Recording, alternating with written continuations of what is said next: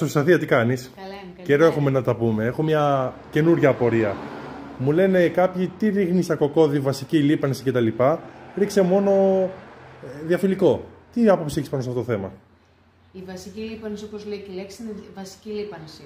Είναι η βασική. Πρέπει να πέσει. Και μετά τα διαφυλικά έρχονται να συμπληρώσουν τη βασική. Έτσι έχουμε μια ολοκληρωμένη λίπανση για το δέντρο μας. Και εγώ αυτό νόμιζα και μπερδεύτηκα. Σε ευχαριστώ για αυτή την απάντηση. Από εκεί και πέρα, αυτή την περίοδο, τι διαφυλικά πρέπει να ρίξω στην ελιά?